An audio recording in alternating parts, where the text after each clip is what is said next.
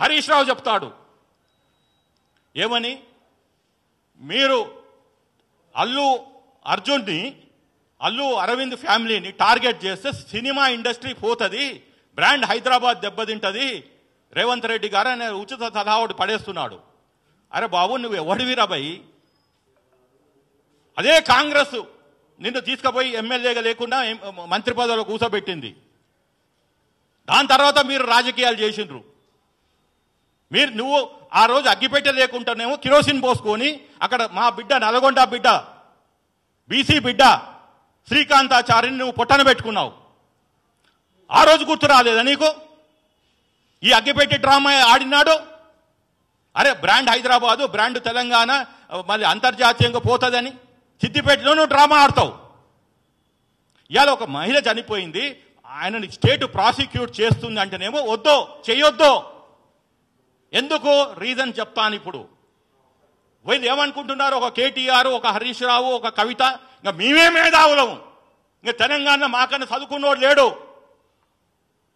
అని మాట్లాడి సెంటిమెంట్ని లేపి ఒక 10 సంవత్సరాలేమో ఉద్యమ టైం అని చెప్పి మొత్తం ఓయూ బ్రాండ్ని దెబ్బతీసి ఒక 10 సంవత్సరాలేమో ఇది గడిల పాలనని తీసుకొచ్చి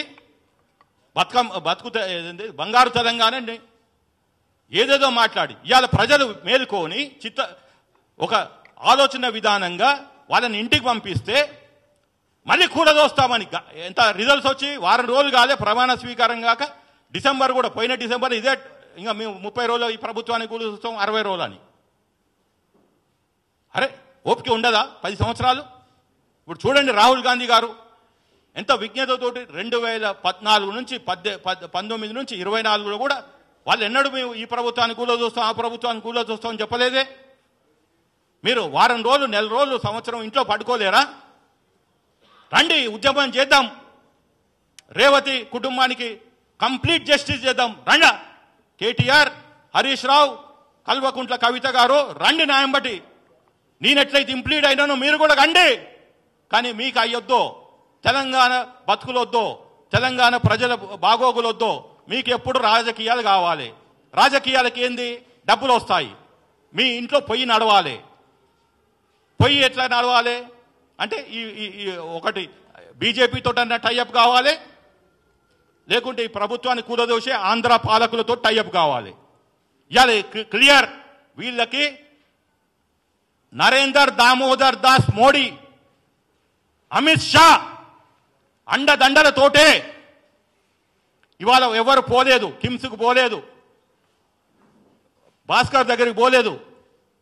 ఎందుకు అంటే ఈ ప్రభుత్వాన్ని కూలదొయ్యాలి. So my revelation and the sensation is going to happen in next 48 hours. మనం అందరం రేపటి నుంచి క్రిస్మస్ పండుగలకు వెళ్తాము, న్యూ ఇయర్కి వెళ్తాము. అక్కడ అండర్ గ్రౌండ్గా బ్యాక్గ్రౌండ్ ఛానల్స్ నడుస్తున్నాయి. 48 గంటల్లో ఈ ప్రభుత్వము ఏదో ఒక అల్లకల్లోలం చేసి మొన్న చేశారు ఓయూజేఏసీ అని, వాళ్ళు ఇంటి మీద దాడి అని. అది రాంగ్. ఓయూజేఏసీ చేయలే. వాళ్ళే డ్రామా ఆడి ఒక law and order problem create చేసి ఈ రాష్ట్రంలో ప్రెసిడెంట్ రూల్ పెట్టాలి అనే కుట్ర